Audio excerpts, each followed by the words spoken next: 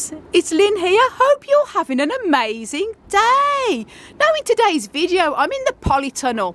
I'm going to be doing a few little jobs in here in February, and very happy to say that it will soon be spring. Spring really is just around the corner now, and this is always a bit of a dodgy time of year, sort of mid to late February, because I'm always itching for the spring to hurry up, but know that it can still be very, very cold, sometimes until even April time, May time. So when it comes to all the watering and things like that, I'm itching to start doing it, but no, I have to be patient.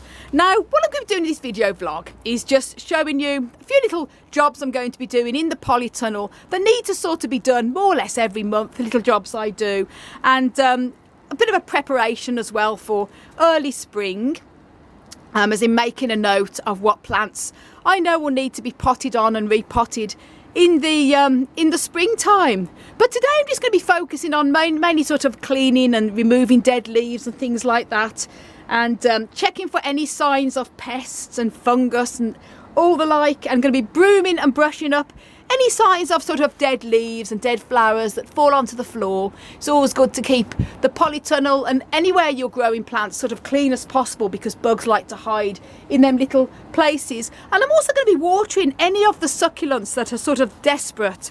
As you can see here, this is my string of tears and string of pearls, and you can see clearly there they're very dehydrated. And I keep them practically dry over the winter months, but now it is sort of middle of February. It's sort of safe to give some of the succulents now a little bit of water. In fact, a lot of these succulents, if they were in my house in room temperature, I'd have no problem giving them a bit of water throughout the winter. But as I say, this is our Polytunnel, and it is very cool in here. It's absolutely been freezing the past few days. You've had snow and minus temperatures, so we've had to have the heater on there. As you can see, it's on now, if you wonder what that noise is, on all the time, and our dehumidifier as well, which has been working very well. So obviously you have to be careful when it comes to watering, and I have made a video where I did some watering of the shriveled cacti that was inside the house. But all of the cacti here, I'll just show you, all of these were going to be kept totally dry now, probably until, it's difficult to say, probably about mid to late March, depending on how the temperature is. Certainly by April I'll start introducing them with a little bit more water, and the epiphytes I still been giving a little bit of light watering too. As you can see here, the epiphyllums, tiny bit of water every now and then, but more or less dry. All of the other cacti here, the desert cacti, I haven't given them a scrap of water since September, and as you can see, they're all pretty good. No signs of shriveling as such. They seem pretty happy. I'll just show you some that are obvious signs of shriveling, such as this Echinocerius here, and this other one. You can see they go a little bit wrinkled as the months go on, but in the springtime then they'll all plump up again. I'm just going to show you here as well, typical example. And I did do a video the other day on watering shriveled cacti indoors. There, you see the Opuntia humifusas that have grown from seed. You can see how wrinkly they are, but they plump up so well in the springtime when I start to water again. But this is why I keep them all dry still at this time of year, because February is often our coldest time of month here in Ireland. So as I say, enough of my waffle. In this video vlog, I'm just going to be sharing with you a few little winter jobs that I'm going to be doing in the Polytunnel. And I'm going to show you the little tools that I've got here that I use. And I do this usually every week. I sort of come into the Polytunnel. I mean, I come in every day and check the plants, and it sort of keeping me sane at the moment with all what's going on in the world, especially in the middle of winter. This passion for growing these plants certainly keeps me busy and very occupied. But about once a week I come in and give a thorough check-in, which is what I'm doing now. And these are the tools I sort of bring in with me every month. Strange, I know. And the first one is, obviously we've got a little pair of tweezers there, and a pair of little scissors and a bowl. And then I use these to remove any dead flower heads, dead leaves, and things I find on the plants, especially with a lot of the succulents. They're always dropping dead leaves, and I remove them. I'm going to show you that in this video vlog. And then here I've got the isopropyl alcohol, and that's actually good for if you see any signs of mold, fungus or black bits or or pests. you zap them with this. Lucky I've not had to worry about this so far. The dehumidifier which we've had here has been brilliant at keeping mould issues away in the polytunnel this year. It's been absolutely fantastic. But I still bring this in just in case I need to. If I see any pests or moulds or anything, I know how to hit them when I see them. And this is a little magnifying loupe, and that's brilliant for looking close on the plants. If you see any signs of things that don't look good, the magnifying glass really is great to spot them insects, pests, and anything else that shouldn't be there. And that's pretty much it then. Yeah, I've got my brush and pan there and my broom, so I'm going to be brushing up all up the floor, any dead leaves, and obviously my big water pump sprayer that I'm going to be using to water any of the shriveled succulents. And as I say, I do prefer to keep them all dry. But at this time of year now, it's sort of mid-February, it's okay to go ahead and water any of the very shriveled succulents in here. And this one, for example, is very shriveled there, as you can see. That's Crassula pigmatoides, and that I'm going to be giving a little bit of just a slight watering, not much, just enough to help it plump up. And I'll just show you here. I mean, that's one of my Crassulas as well. Sorry, that's a Kalanchoe. This is Kalanchoe Wendy, and you can see it's very limp. So I'm going to give that a bit of water. All the Echeverias I'm going to be keeping dry, because watering them, they can get quite rot prone even at this time of year now. It's still winter time. But what I will be doing with these, I'm going to be removing any dead leaves that you can see there with the tweezers, and keeping them all nice and tidy, because removing the dead leaves helps to stop any signs of insect pests or fungus from lurking about in cold temperatures. And you can see there, so I'm going to be removing that as well. And good to see little signs of little possibly flower buds forming already, which is great. And just look at this, guys. This is one of my Crassula jade plants. It's absolutely gorgeous, and it's flowering for the first time. Isn't that just beautiful? Look at them gorgeous flowers. And obviously when it's completely in flower, I'll make a little video on this one on its own. It's so beautiful. So anyway, enough of my waffle. That's a bit of a bit of my tips I'm going to be sharing with you in this video. So there you go, showed you the tools I've got here to do what I need to do. And let's start off with the first one, which is going to be removing dead leaves and dead flowers. Now, removing dead flowers such as these here, just pull them off. I guess gives everyone a bit of a tidy up as well.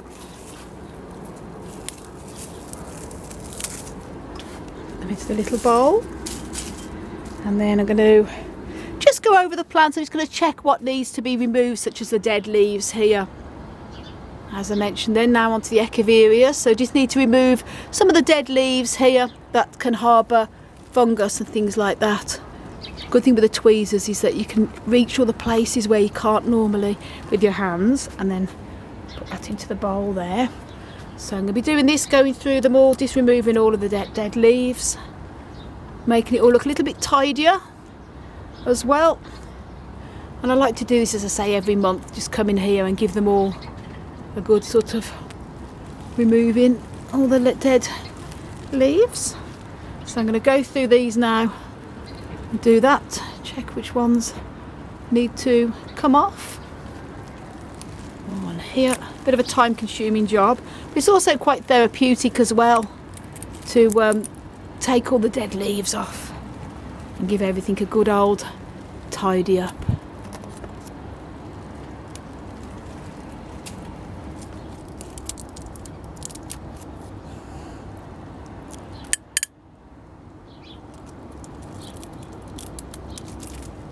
Now, these tweezers are great for getting the little leaves off Echeverias that all sort of go dry at the bottom.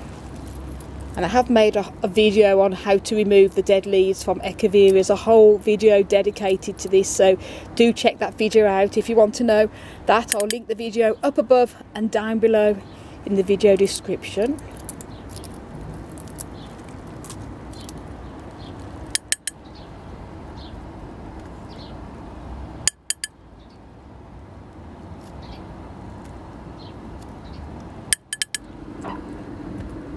Good to get these tweezers to remove old dead flower heads, as It's great for doing it here.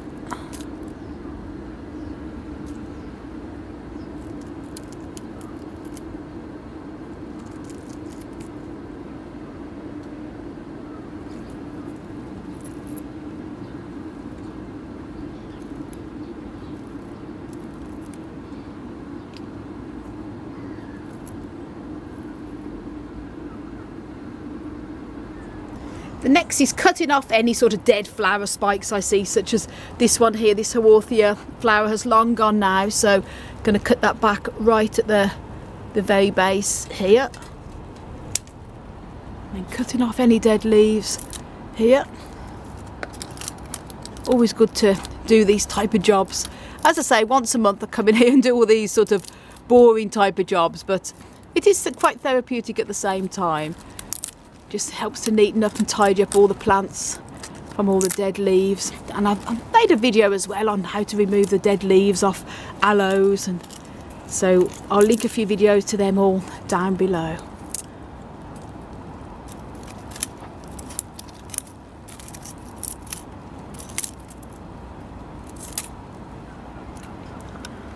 Now I've sort of gone through and removed any of the dead leaves with the tweezers and pruned any dead bits off.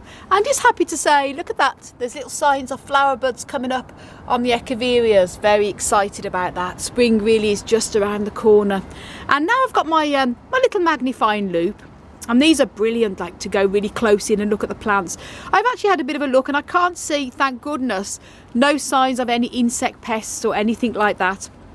Usually when I do, then I say I hit it with the rubbing alcohol, the isopropyl alcohol, but no problems here. So that's looking pretty good. So the next thing I'm going to do now is give the floor a bit of a broom. As you can see, there's all bits where I've been cutting off that have fell onto the floor. These flowers are more or less finished here on this big Schlumbergera, but they're still too firm to pull off, so I'm going to leave them for a little bit longer. I don't want to force them off. And as you can see, lots of plants shrivel, but all the cacti are going to be left now until another couple of a month or so anyway. And I'm going to give these a bit of a water as well, and that's pretty much it. So now I'm going to get my little brush and pan out, a broom, and start brooming. That's a lot of all the dead leaves I removed there. So I just want to get all these bits off, and it's always good because there's lots of as you can see under there, a lot of the dead leaves, especially when I get trimming them off, they end up flying everywhere rather than in the bowl. So it's good to give the floor a bit of a nice clean as well. I always like to keep the polytunnel as clean as possible. And good to do these type of jobs, keep on top of it. And as you can see here, I'll just show you lots that have been pruning off that have all fallen down the back there. So this is where it's good with a brush and pan, just to get into all these bits that fall off, all these dead leaves.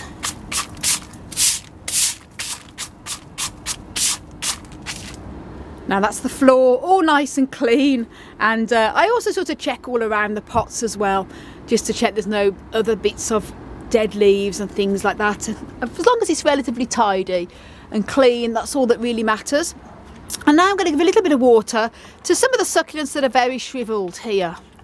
And as I mentioned, I like to keep everything practically as dry as possible until the spring arrives. But when it comes to some of the succulents, such as this one, you can clearly see pretty much in desperate need of a bit of water. So I'm going to water this one, and I'm also going to water this Kalanchoe Wendy because it's very shriveled there, and probably a couple of the stringer poles and a couple of the sedums at the back as well. So here we go. I like to use one of these long-handled pump sprayers here. They're great for reaching the plants, and it means you can aim just at the base and avoid getting any water on the foliage, because you don't really want to do that at this time of year where excess water can harbour fungus and things like that. So this one's okay. Look at that, beautiful. This is the Crassula, commonly known as the baby's necklace. It's been flowering for absolutely weeks. Beautiful little winter flowers. Look at that, guys. It is so pretty. And now, yep, a Kalanchoe Wendy, as you can see, very shriveled on here. Just enough just to give you a bit of a plump up. And also this one as well. This is Aptenia cordifolia, and that needs a little bit of a drink. And that's it, and that's all I'm doing on there. Obviously all of the aloes and everything like that I keep totally dry now, even though they are quite shriveled, because my climate is very high in humidity. Even with the dehumidifier and everything on, it's just not practical to water these yet. As you can clearly see, that's desperate for a good drink as well, but they'll all fatten up in the spring when I start to water them again. And as I say, just the string of tears here, and then the string of pearls as well, just enough to give them a bit of water so they can drink up.